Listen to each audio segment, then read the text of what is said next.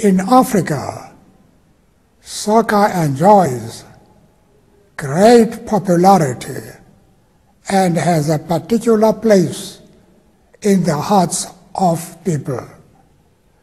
This is why it is so important that the FIFA World Cup will for the first time ever be hosted on the African continent in 2010.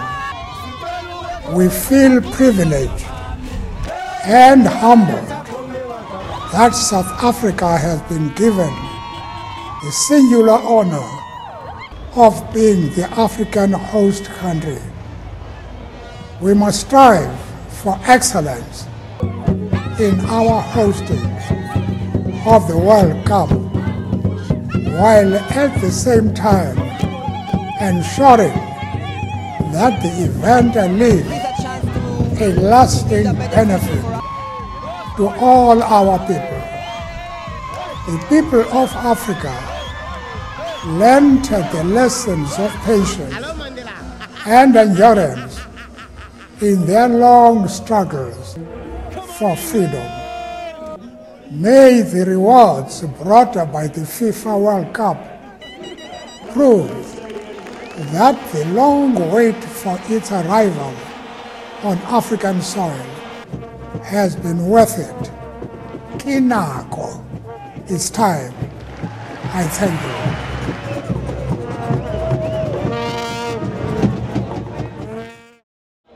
And we're multicultural and we have a rainbow nation, so everybody comes together, no differences, no cultural, no religious difference, everybody's just enjoying themselves. It has brought benefits like construction-wise and infrastructure-wise, and that's only going to help them and help South Africa in the future. What is important for us is to take what is good from it and then build more. Korea hosted 2002 World Cup, and it was absolutely fantastic. Like just experiencing that time of like people coming together.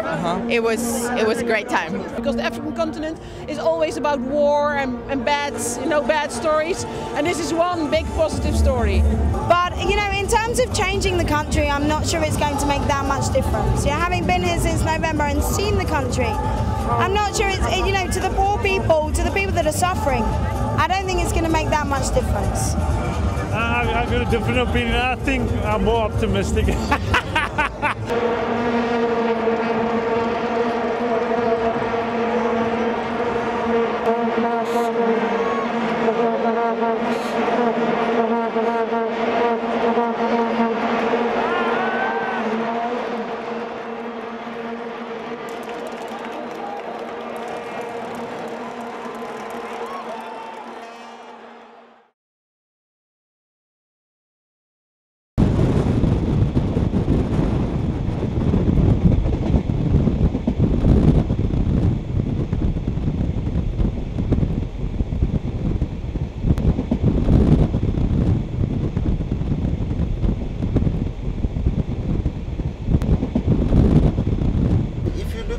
Our country has got a problem with job creation and overall general prices of stuff.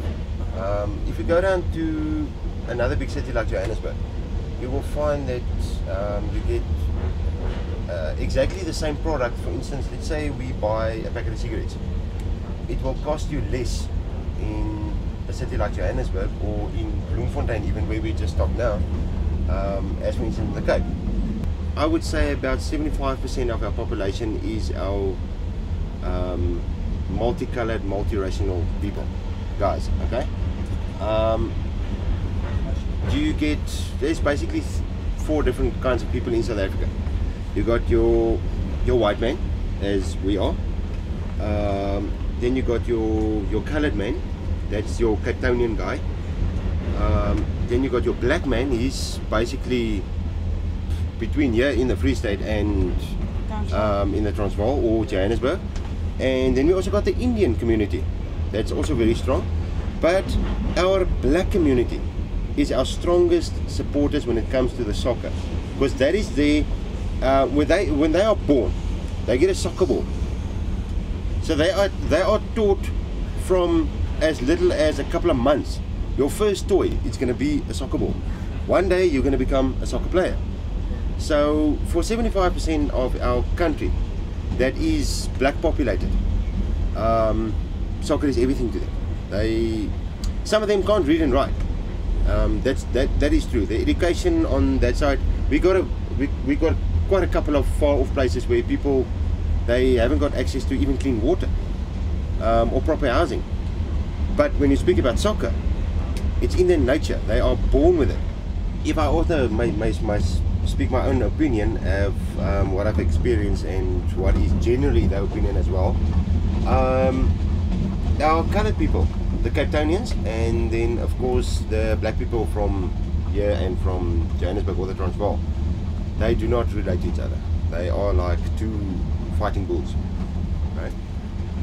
The Indian community is one side, but our Indian community is the people who builds our economy. You know, they give us most of the jobs. Most of our companies anywhere in South Africa are managed by an Indian guy.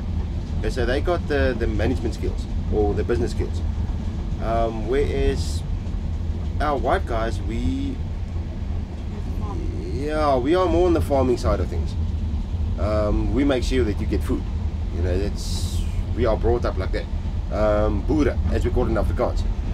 The black community is a very powerful community. They run our government as president as well. They got their own beliefs, which, let's say for instance, the whites, the coloureds and the Indians don't agree upon.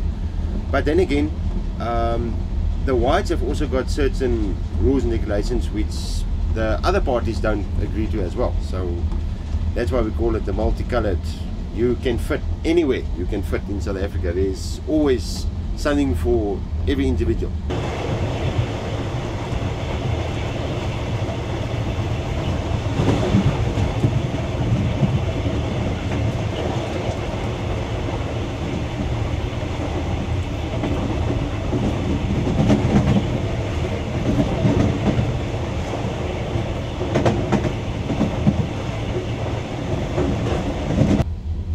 You know, a president of a country is a funny thing. It is. I can also say to the people, you know, come and join my party.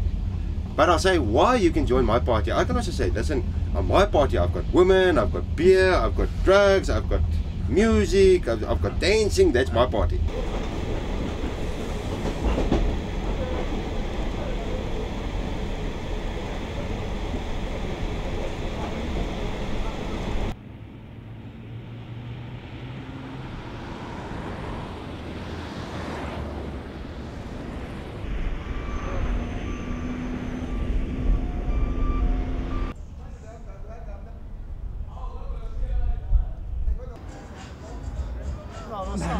Non per niente a te l'ho detto.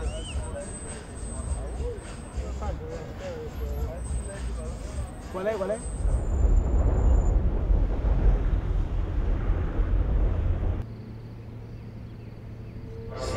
Even though we have had the most incredible revelations that have taken place, we're still a nation that struggles deeply with prejudice. We struggle with racism, we struggle with sexism, and we struggle with people who are different from ourselves. That is part of what our psyche is as a nation, and it needs to be recognized.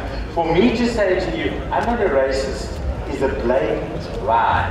It runs somewhere in all of us. And we have to be prepared to recognize that it doesn't take 3 inches before we are back into those old habits and those dreadful things that we learned year after year after year. Whether we are black or whether we are white, whether we are male, whether we are female, whether we are Xhosa, whether we are Zulu, whether we are Venda, whether we are Tswana, whether we are Sesotho, whether we are Afrikaans. Those vulnerabilities are there. But you need to know that of the 62 people that were killed, 21 of them were South Africans. There was one white. Most of the people were poor-ish, not the poorest of the poor. And the attacks related to two things. First of all, to economic competition. Let's say you've got a small shop in a particular place, and so you're a target, or political expediency. So the foreigners are the reason that we've got problems in this country. The foreigners are taking our jobs and our women and our space. And the foreigners can't be trusted. The foreigners are criminals. The foreigners are this, that, and the other. And then you must also understand that we are not exactly a country that has come through the transition completely. And then ESCOM would have cut off. Okay, so Yes. And then the High Court ruled that they can be left in the building because they don't know who the legal owners are. Okay, so it's always so they now they become eligible again because they're prepared to pay electricity. But ESCOM doesn't know that yet.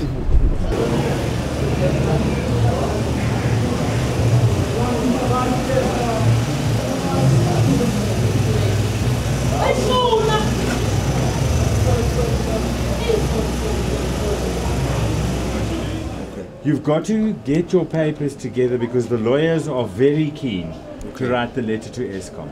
Okay. Particularly if ESCOM says no. What? They want to.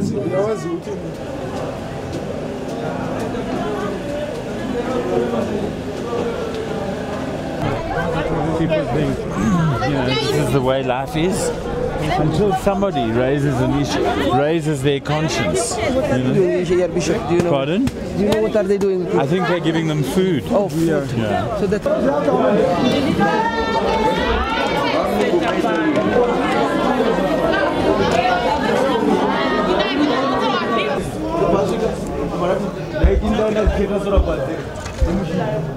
Other classes upstairs. Okay. Yes.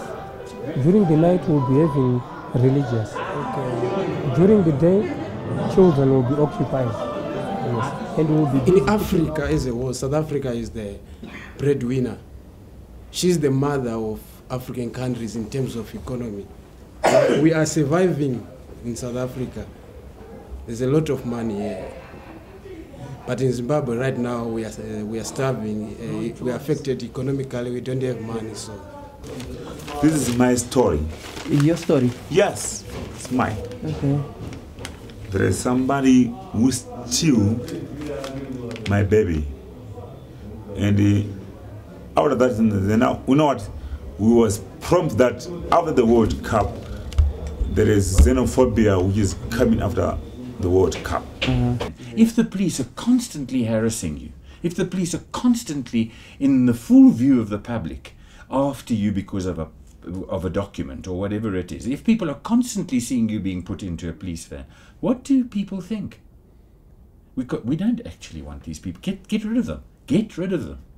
These people who are coming to this place for shelter and for safety because they're vulnerable, for whatever reason, need to be treated very carefully. If we catch you threatening them, if we catch you hurting them, if we catch you burning their shacks, if we catch you pilfering their shops, if we catch you in prejudice against them, you will face the full weight of the law.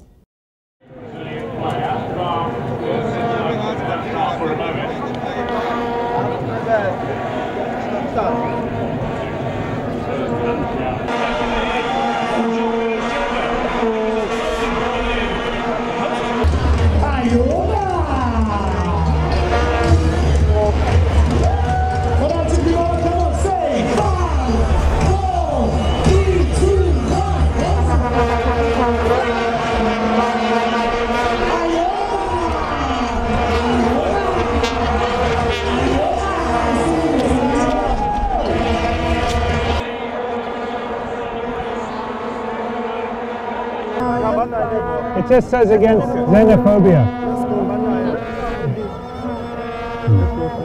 You can't arrest me for giving out... What are you talking? You are not arresting me. Why am I going? Why can't I give out the information? But the supervisor must be wrong. The Constitution says But the Constitution says,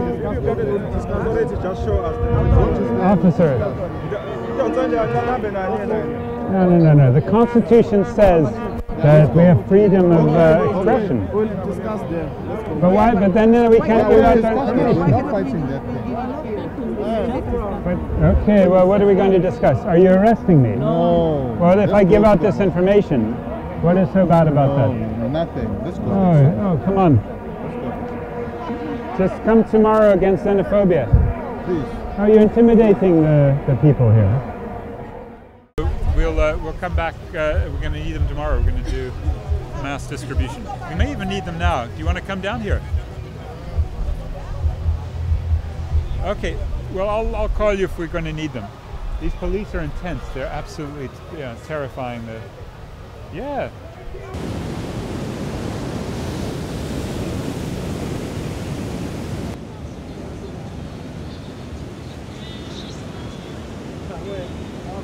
I even asked the police when I was under detention, can I say Ponzi, FIFA, Ponzi? And they said, no, you can't say that in the fan park. That's how seriously they take the obligation that they feel they're under when they signed on to the deal, or Thabo Mbeki signed on to the deal saying that there would be special police officers and other peace officials provided to enforce the protection of marketing rights, broadcast rights, trademarks, other intellectual property rights of FIFA and its commercial partners. And that means what those commercial partners and FIFA do can take precedence over our human rights, our civil and political rights.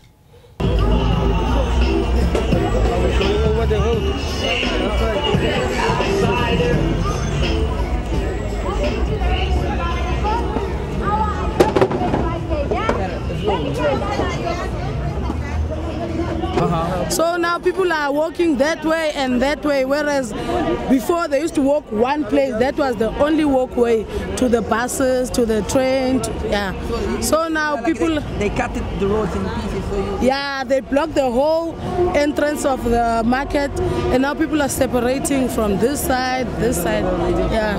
Mostly people coming to the fan park, and from the tourists that came, that's going home, that's buying small little items, but otherwise it's mostly art people buying. Yeah, the state is now going to have to look for any way to squeeze people, just like the Greek state is imposing on austerity and cutting programs and shutting down. In the case of electricity, the price increases have been extreme. The price increases for electricity have led to dramatic cutoffs. There's a wonderful cartoon by Zapiro to show the disconnections of people who are suffering from an increase in price of 25% this year, but 25 last year and 25 for the next few years. So it's going to be so formidable to have these, and it's led to the service delivery protests, the protests of poor people who are already squeezed. I mean, we lost 1 million jobs during this crisis, and even though we've had an upturn in GDP growth, we've seen a downturn even the last quarter in jobs, and the construction sector has just announced another 20% of jobs will be over. And the reason is they built all of these stadiums. You see that there were 5 new stadiums and major rehabilitation jobs on the other stadiums. And as we'll see these stadiums here, these are extraordinary edifices, but you know, once you build these, what do you do with all the workers?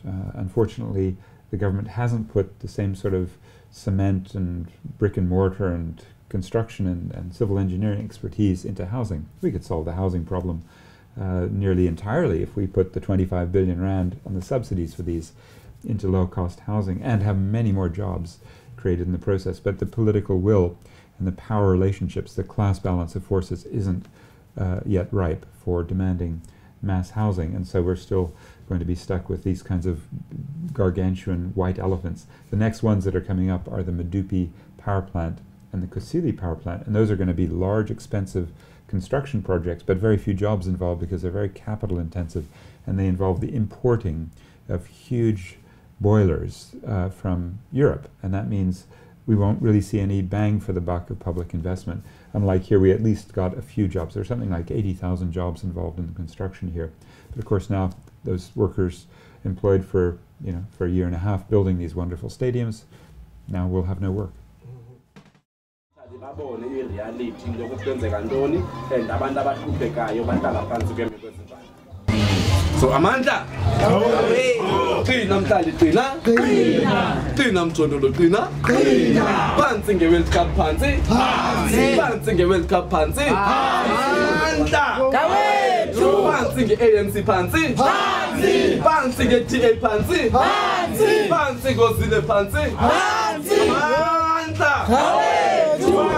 ngozuma phansi phansi ngozuma phansi qina mthondolo qina amanda amanda amandla phansi ngabantu abatya imali phansi phezulu ngabahlali basemjondolo phezulu. About the World Cup, not about another thing. About the World Cup, the World Cup is a history because it's the first time that South Africans host the World Cup. It's a history to us, but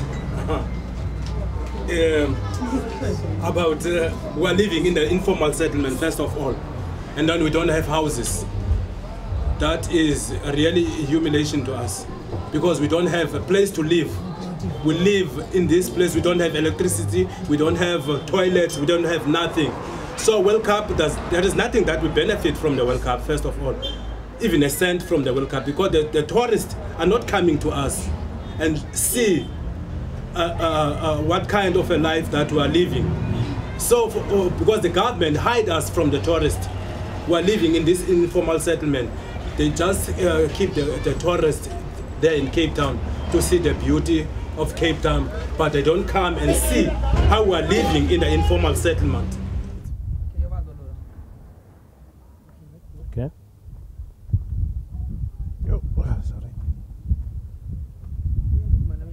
Here in these dense places, unhealthy places, because it's because of the government of the apartheid, the government of National Party. Take all people from their places, nice places, and take them and to put them together in this informal settlement, because those places have been bought by the rich people, those who have money. Now some of other people, they are coming from, other people they were living in Crossroad, and then they've been moved from Crossroad to Khayelitsha. Other people coming from Eastern Cape, then they come to their families here in the informal settlement, and then the informal settlements just grow up and grow. But others, they're coming from the rural areas, from the farmers, from they work for the farm workers, and then they've been chased away from the farm workers, and then they come here, and then the informal settlement just grow and grow and grow. That is why we are so many people, okay. Man. Yeah.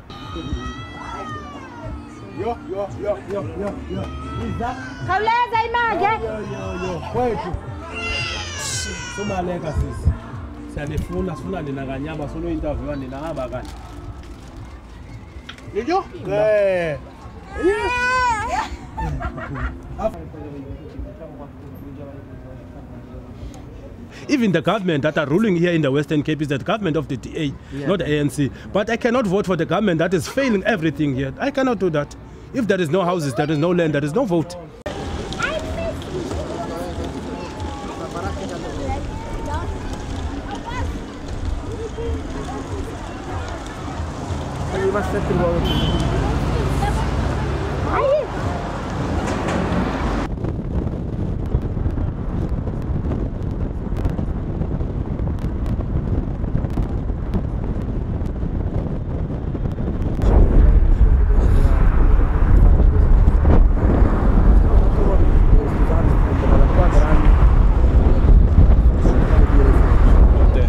Education, you see, because soccer, you can't guarantee soccer as your future or what, you see.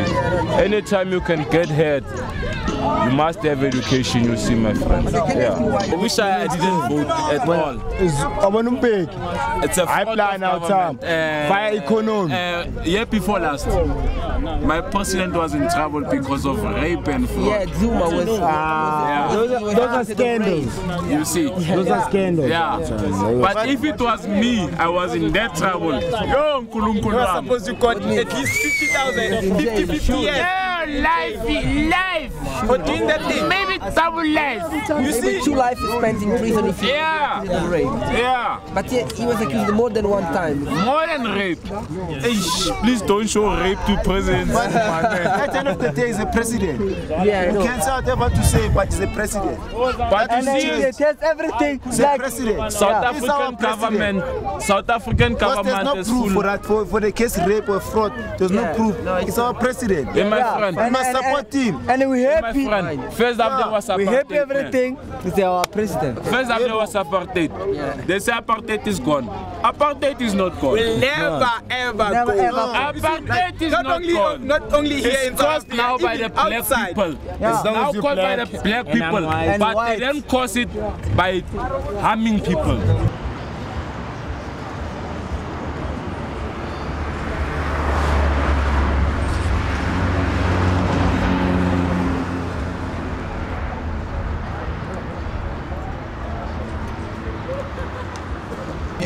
If you look at up, there are these electric grills, you know, these power electric wires that are moving on top of this informal settlement. They are saying because of that, it is difficult for them to electrify such informal settlement. Now it means people that are residing within this informal settlement will not have access to electricity at all. But then as a result of that, people began to engage among themselves and decided to redistribute, particularly in the area in which I'm staying at.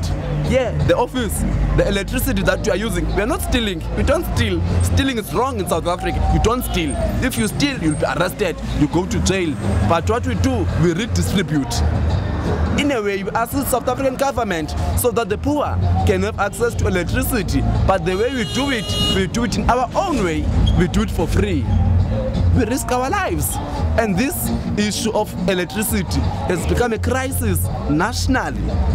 If you go to Johannesburg, Protea South, it is a serious crisis.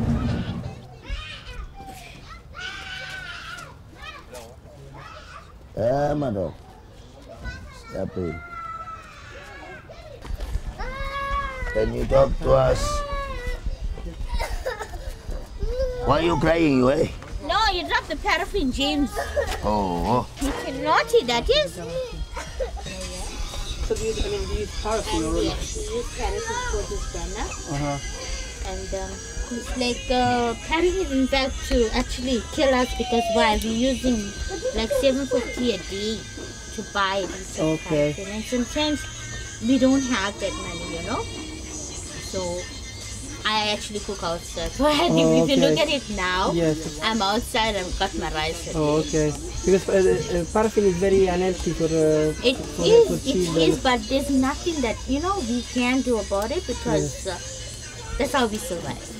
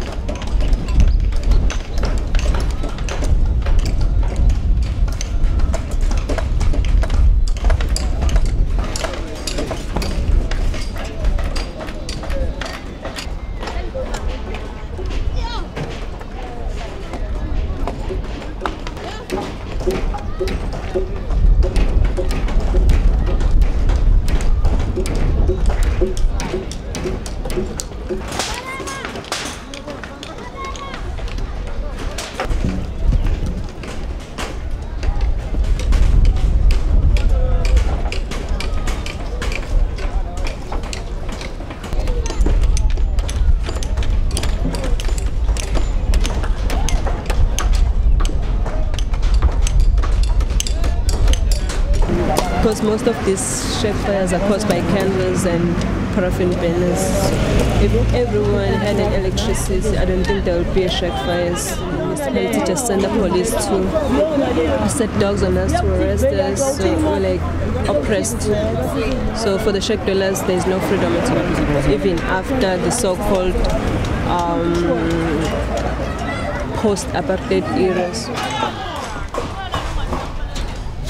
Because now, before the World Cup, we're like hoping that before the World Cup or when the 2010 comes, we will all have jobs and maybe we will be having decent housing. But World Cup has come and it is about to be gone and nothing is happening. Still no unemployment, still shack fires. So for us, World Cup is just like another World Cup.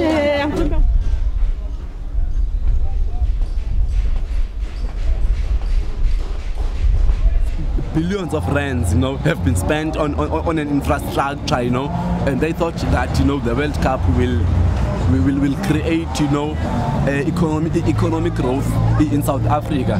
But that was incorrect, If it did that only for a particular class.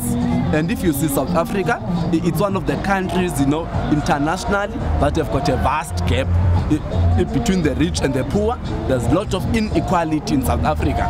And people that are going to benefit from the World Cup is the rich, and the FIFA is going to take 13 billion out of this World Cup untaxed. Then it means the bill that have been made by South African government for the infrastructure, that will need to be repaid by the poor. And it means it has been difficult for South African government before the World Cup to deliver services to the poor. Then it means after the World Cup, it will be worse for them to do that, because they will be left with the burden to repay the bill.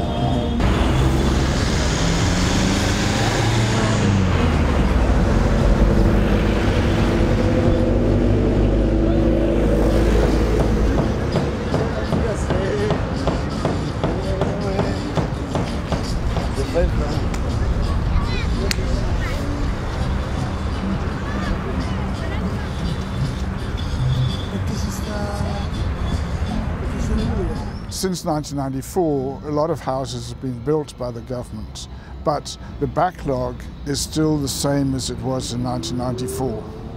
That's nationally. In the Western Cape, there's a backlog of about 400,000 houses, units, and that increases by about 18 to 20,000 a year, partly as a result of migration from the Eastern Cape, also as a result of natural population increase, also because the size of households is decreasing because people don't want to be living with their parents or in different generations, they want their own housing.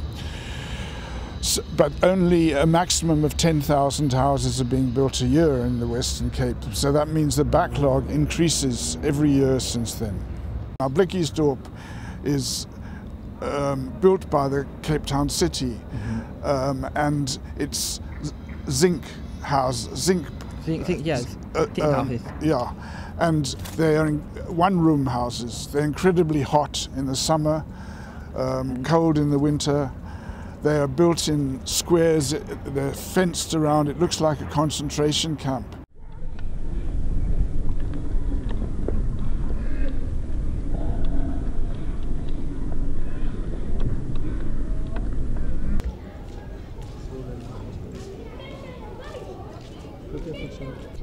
Alphabetical order. Yeah. So I'm staying in the L block. Yeah.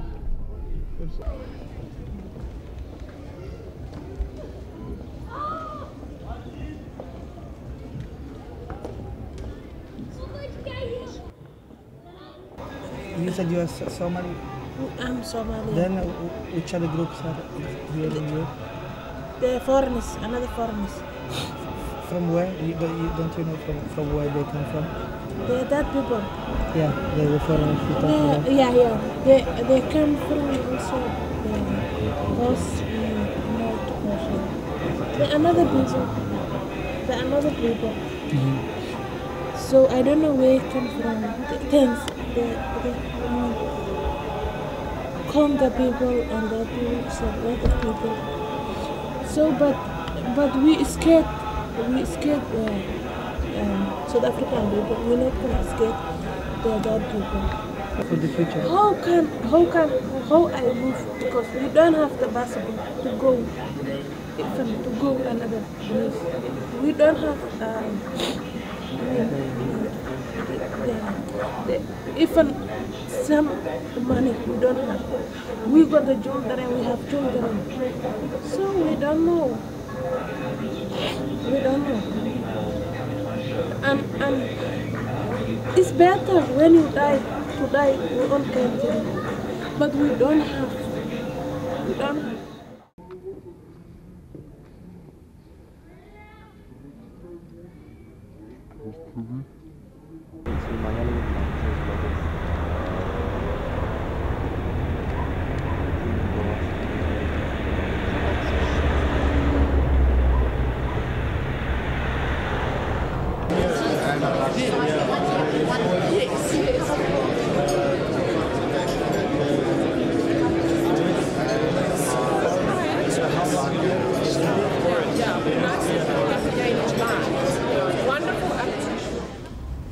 Despite the decline in gold and diamond production, we're #1 in platinum, chrome, manganese, lots of iron ore, and lots of coal. And here we are, the largest player in Africa.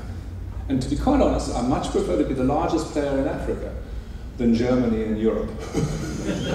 Surrounded by elderly neighbours who need to be bailed out. There are 3 possibilities. The first one is we stay in the Premier League and we move back into the mid-30s and maybe one day into the 20s. We're the only African nation at the moment listed in the Premier League. The second is we have a brief reprieve and then we slide down into a scenario that Chantal and I call second division.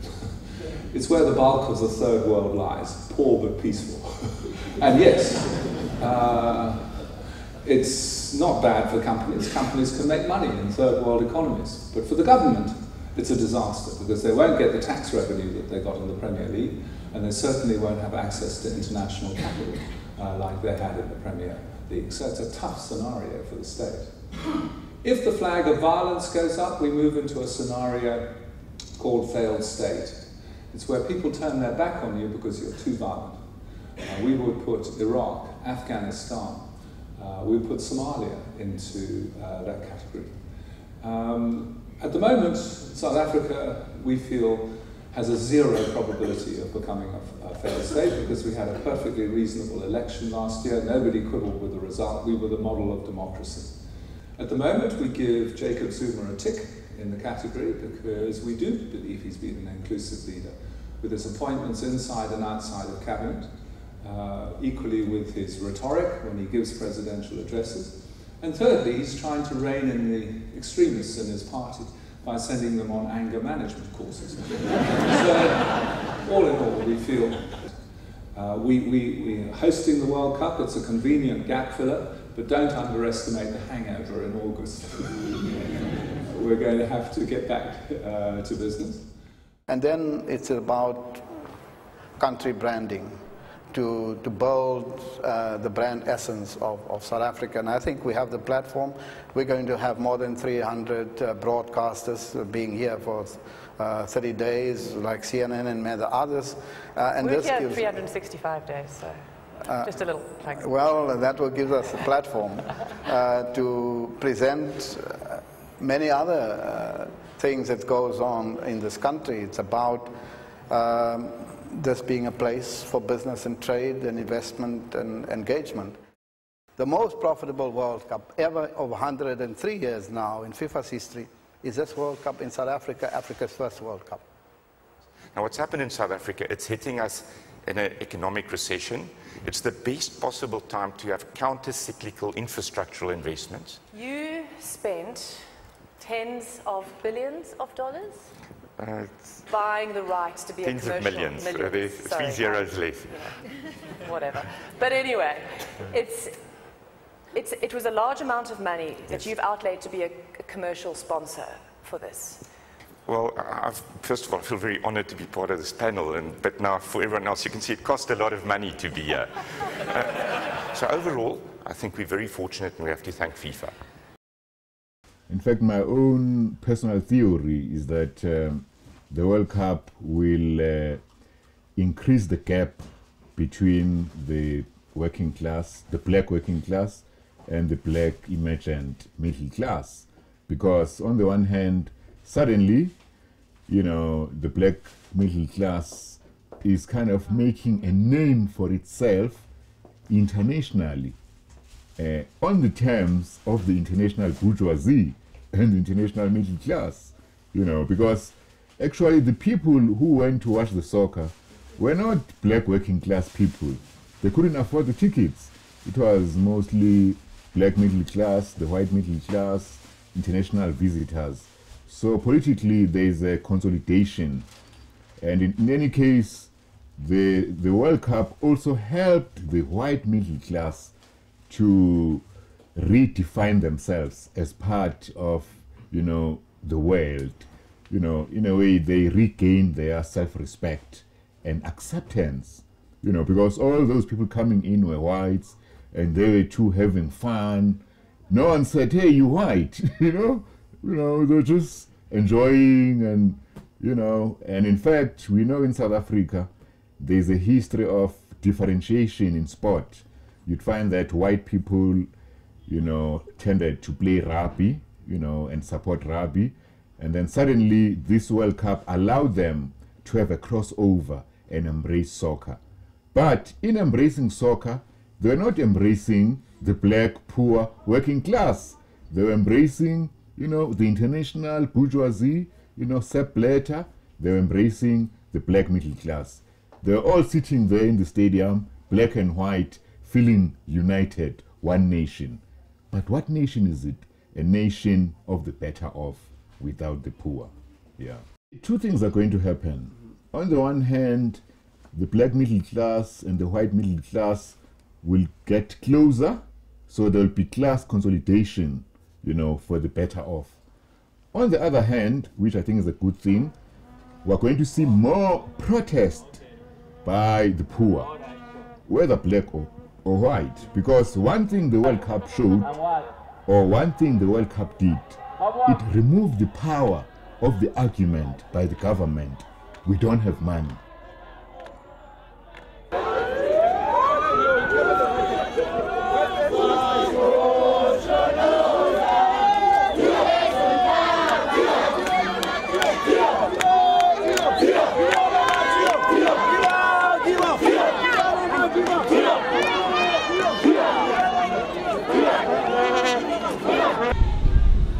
I problemi possono avere per colpa dei grandi investimenti che hanno fatto qui in stadi. Non lo so se questo è così importante. C'è stato un uso, secondo tu, buono delle risorse messe in campo dalla FIFA, o potevano essere utilizzati meglio questi soldi? Io penso che potevo utilizzare molto meglio. Già è l'istante del momento dei paesi affrontare la FIFA. La FIFA esce con abbastanza esigenze economiche e lascia molto poco.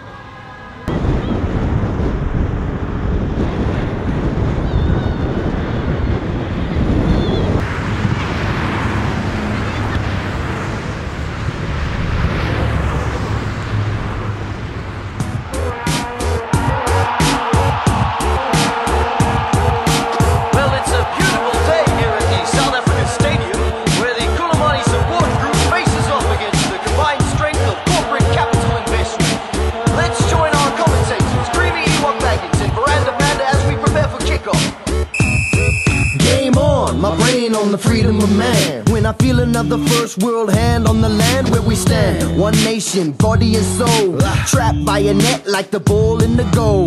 Hold up, take it back in time when the black one suffered under white one crime. Fast forward to the present day. See the poor ones pay while the rich ones play. The stadiums are stunning and the players are keen. The fat cats are fatter while the people seem lean. The scene looks set for a proper match. Never seen a better scheme than this plot they hatch. The same ones who killed all our prophets, my people. The same ones are pulling in the profits, my people. The blood on the ball that the player kicks is the same blood spilled in 76. So where to now? We're gonna sit back and watch while the country's caught in a corporate clutch. Too much, too long, we paid the price. Sweating in the streets so the stands look nice. Yo, go get your ticket, go get your seat. Go pay the price so the boss can eat. But when they start to squeeze for additional fee, throw up your finger and keep your fist free. It's a beautiful game, how they came to gain. People look away while they rape again. It's a beautiful game, see we lose again. Still playing this beautiful game. It's a beautiful game, where we stand on the side while they play with the pieces and we pay with our pride. It's a beautiful game, how they loan us to own us. They've shown us a beautiful game. They try to claim the beautiful game, put a stain on the beautiful game. They came to buy us and sell us again.